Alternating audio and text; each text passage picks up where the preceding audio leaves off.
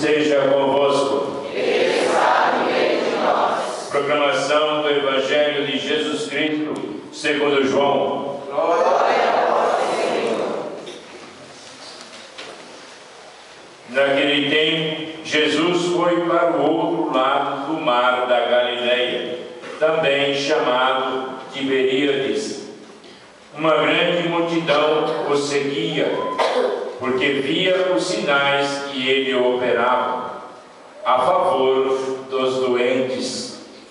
Jesus subiu ao monte e sentou-se aí com os seus discípulos. Estava próximo à Páscoa, a festas dos judeus. Levantando os olhos e vendo que uma grande multidão estava vindo ao seu encontro, Jesus disse a Felipe: onde vamos comprar pão para que eles possam comer? Disse isso para pô-lo à prova, pois ele mesmo sabia muito bem o que ia fazer. Felipe respondeu: nem 200 moedas de prata bastaria para dar um pedaço de pão a cada um. Um dos discípulos, André, o irmão de Simão Pedro, disse: está aqui um menino com 5 pães de cevada e 2 peixes. Mas o que é isso para tanta gente? Jesus disse: fazei sentar as pessoas. Havia muita relva naquele lugar, e ali se sentaram aproximadamente 5.000 homens. Jesus tomou os pães, deu graças e distribuiu-os aos que estavam sentados, tanto quanto queriam, e fez o mesmo com os peixes. Quando todos ficaram satisfeitos, Jesus disse aos discípulos: recolhei os pedaços que sobraram, para que nada se perca. Recolheram os pedaços e encheram 12 cestos, com as sobras dos 5 pães deixadas pelos que haviam comido. Vendo os sinais que Jesus tinha realizado, aqueles homens exclamavam: este é verdadeiramente o profeta, aquele que deve vir ao mundo. Mas quando notou que estavam querendo levá-lo para proclamar o rei, Jesus retirou-se de novo, sozinho, para o monte.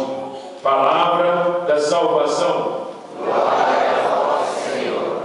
Que as palavras do Santo Evangelho perdoe os nossos pecados. Amém.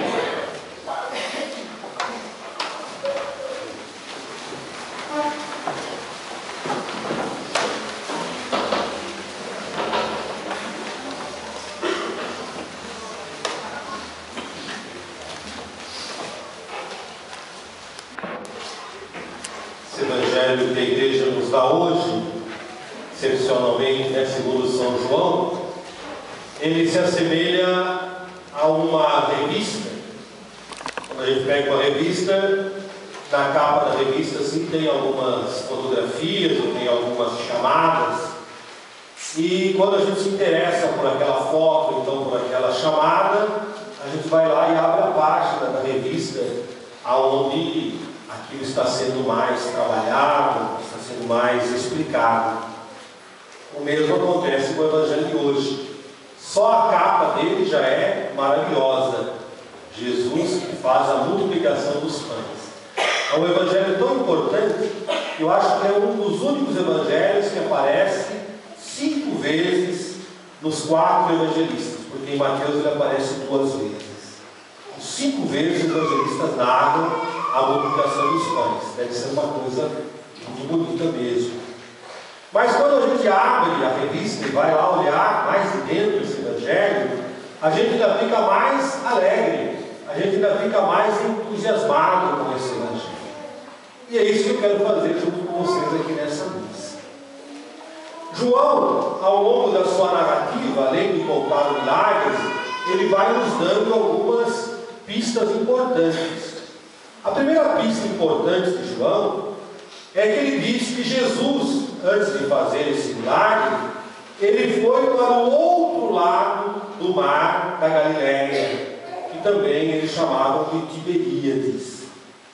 E uma grande multidão foi atrás de Jesus, porque a multidão via os sinais que Jesus realizava a favor dos doentes. Isso é importante.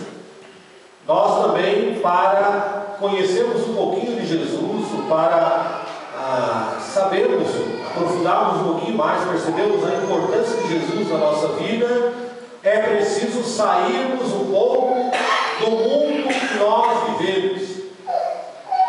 A igreja, na sua sabedoria, já nos ensina desde o início, é o terceiro mandamento, que todo batizado, pelo menos uma vez por semana, de preferência no domingo, ele deve participar da missa. Ele tem a obrigação de participar da missa. É obrigação, não é opção. O que é obrigação? Alguém aqui depois, algumas pessoas aqui depois, terminada a missa, terão a obrigação de fazer almoço. Não é opção. E se não fizer almoço, vai dar uma confusão na sua casa. Tem um monte de gente esperando você fazer o almoço. Então isso é obrigação. Opção é quando eu posso fazer ou não. Hoje à noite tem festa lá em Santana, lá na paróquia do João Lúcio. Mas não é obrigação, é opção. Se eu quiser ir, eu vou. Se eu quiser ir, eu vou. Não acontece nada. Então a igreja diz que é obrigação. Ah, mas está chovendo. Pega um guarda-chuva. Ah, mas está frio. Uma blusa. Ah, mas estou com preguiça. Vem com preguiça. Ah, mas é longe. Vem andando. É obrigação. É como um golfinho. Vocês já viram na televisão um golfinho, né? Aquele peixe bonito. Aquele peixe é um mamífero. Ele respira como nós respiramos. Ele usa oxigênio como nós respiramos. Não é como os outros peixes que vivem embaixo da água e respiram tirando o oxigênio da água. O golfinho precisa voltar à tona da água para respirar. Ele fica um tempão debaixo da água, mas ele precisa voltar. O mesmo acontece conosco. Nós vivemos no mundo, temos que trabalhar, cuidar da família, pagar as contas, receber, trocar o carro, trocar o sapato, trocar a calça, trocar a lâmpada. Mas precisamos também respirar de vez em quando. E pelo menos aos domingos a gente precisa voltar, pegar um pouco desse ar da vida eterna, para depois de novo assumir as missões de cada dia. Por isso então Jesus diz: vamos para outra margem, precisa ir lá para frente, precisa passar. Se ficar só nesse mundo, você não vai perceber nada. Aí Jesus vai com os seus apóstolos e com as pessoas para outra margem. Lá na outra margem, Jesus então coloca Filipe à prova. Tem uma diferença muito importante. Deus nos prova. Deus de vez em quando nos manda alguns acontecimentos, algumas questões para nos provar. Mas Deus sempre nos prova para nos fazer crescer na fé, para nos fazer evoluir na fé. O diabo nos tenta. E a tentação do diabo é para que nós desistamos de Deus, desistamos do amor de Deus. É muito melhor ser provado por Deus do que ser tentado pelo diabo. Porque a prova de Deus, ela sempre nos leva para frente, ela sempre nos faz crescer. E Jesus então, que é Deus, a segunda pessoa da Santíssima Trindade, coloca Filipe à prova. Diz a Filipe: olha, Filipe, quanta gente. Pois nós estamos sabendo que são 5.000 homens. Como é que nós vamos dar de comer a toda essa gente? De vez em quando Deus nos faz essas perguntas, não desse jeito, mas perguntas semelhantes. Olha, está acontecendo isso. Como é que você vai fazer agora com isso? Olha, na sua vida aconteceu isso. E agora? Como é que você vai fazer? Olha, e agora seu filho fez assim, como é que você vai fazer? São as provas, as provações que o Senhor permite na nossa vida. O Filipe, como tinha ido a outra margem, mas tinha ido só com o seu corpo, na verdade o espírito de Filipe tinha ficado na margem do lado de lá. É mais ou menos quando a gente vai à missa, a gente vai só com o cadáver, porque o espírito o Espírito está passeando por aí, né? O que eu vou comprar na feira mesmo? Tomate, cebola, maçã, esse é uma rapadura. Quem vai jogar hoje à tarde? E amanhã tem que ir lá em tal lugar, tem que ir em tal lugar, tem que fazer isso, tem que fazer aquilo. Integrador vou pagar, eu esqueci. A gente está na missa, mas não está inteiro, está só o cadáver. O Espírito está vagando, está passeando por aí. O Filipe é um desses. Estava lá, mas estava só o cadáver dele, porque o Espírito estava lá na outra margem. Por isso, quando Jesus o põe à prova, ele responde com aquilo que ele tem. Ninguém dá aquilo que não tem. A boca fala do que o coração está cheio. Como o Filipe estava lá na outra margem, ele responde à provação com a matemática. Ele conta o número de pessoas, ele sabe o preço do pãozinho, então ele multiplica o preço de cada pãozinho pelo número de pessoas que estão lá. E aí dá esse resultado. Nem 200 moedas de prata bastariam para dar um pedaço de pão para cada um.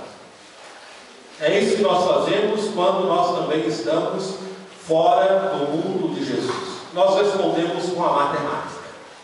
Não vai dar, esse casamento aqui já foi pro brejo, vamos separar, não tem mais jeito. Esse aqui não tem mais jeito, vamos pôr na cadeia. Esse aqui não tem mais jeito, vamos largar. Essa religião aqui não tem mais jeito, vamos mudar. A gente responde com a matemática. E a matemática é fria. Filipe respondeu com a matemática. Porque estava lá, mas estava lá só com o seu corpo, não com o seu espírito. Aí aparece um outro, chamado André, irmão de Simão Pedro. O André, ele já demonstra um pouquinho de fé. Uma fé do tamanho da cabeça de um alfinete. Uma fé do tamanho de uma semente de mostarda, como nos diz o Evangelho. E Filipe, que conhecia o Antigo Testamento e que já havia celebrado na sinagoga essa primeira leitura da missa de hoje, o profeta Eliseu, que alimenta 100 pessoas com 20 pães, o Filipe diz: olha, Senhor, eu já ouvi isso na Bíblia, está escrito lá na Bíblia, mas eram 20 pães e 100 pessoas. Aqui nós temos 5 pães e 2 peixes, e são 5.000 pessoas. Acho que não vai dar. O Filipe acredita que Jesus possa fazer um milagrinho, mas ele não tem forças para crer que Jesus possa fazer um milagrão. Filipe fica no milagrinho. 100 pessoas com 20 pães, mais 5.000 pessoas com 2 pães, com 5 pães e 2 peixinhos, aí eu não sei se vai dar certo. Agora gravem, gente. Gravem, porque aqui é a coisa mais importante do Evangelho. É o centro do Evangelho.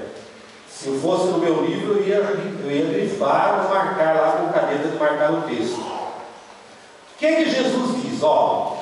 Depois que o Filipe disse: aqui está um menino com 5 pães de cevada e 2 peixes, mas o que é isso para tanta gente? Mostrou a fé, mas uma fé pequenina, uma fé bem acanhadinha.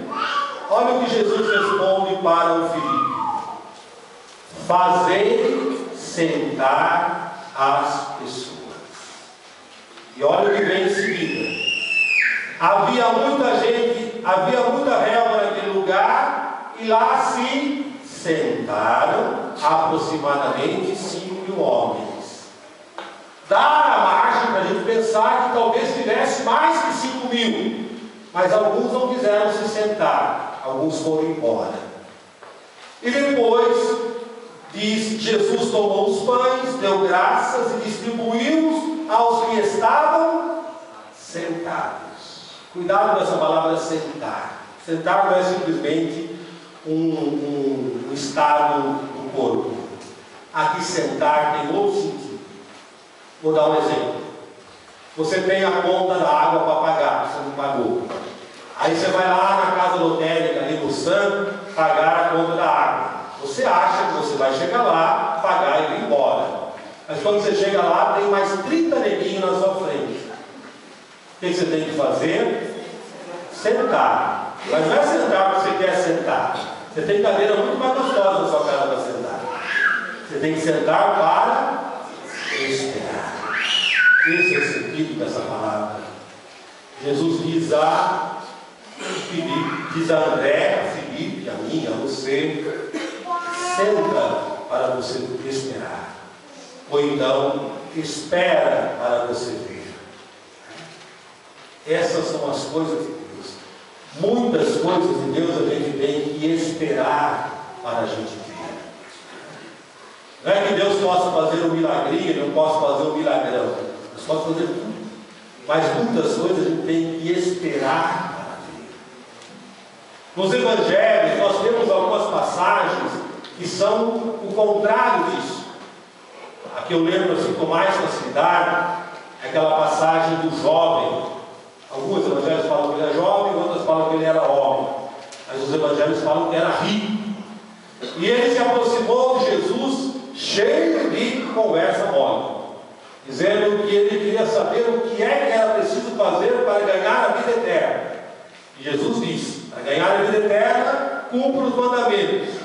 E ele disse: eu já cumpro, eu já amo meu pai e minha mãe, eu não falto à missa, eu não roubo, eu não mato, eu não cometo adultério, eu não falo mal das pessoas, eu já cumpro os mandamentos, desde pequenininho. Aí Jesus o pôs à prova. Muito bom. Então, se você já cumpre os mandamentos, joia. Vai, vende os seus bens e dá aos pobres. Depois você vem te seguir. Quando ele ouviu essa palavra, ele ficou desesperado. Ele não esperou para ver. O que aconteceu com ele? Foi embora entristecido. Não quis esperar para ver. Ele queria ele fazer. Ele queria ele resolver. Ele queria ele entender de todas as coisas.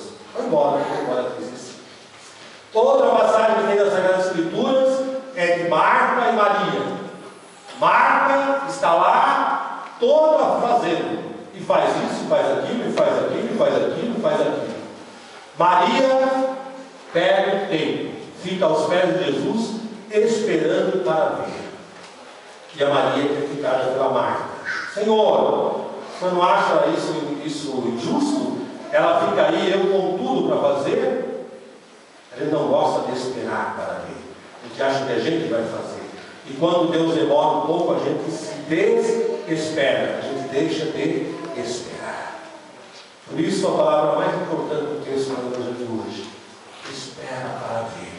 Mesmo que você tenha uma fé pequenina, como a fé de André, mesmo que você tenha a matemática como o Filipe, espera para ver. Senta como você está sentado agora. Senta para ouvir Jesus.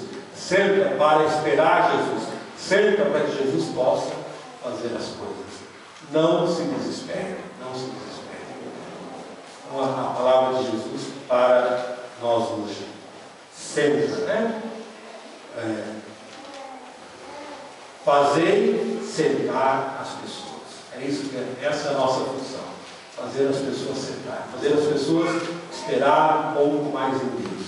As pessoas não pensem só em contar consigo mesmos, com as suas forças. Não só com a matemática. Mas existe um Deus. E um Deus providente. E um Deus que age. Às vezes demora, segundo a nossa maneira de pensar. Mas que age.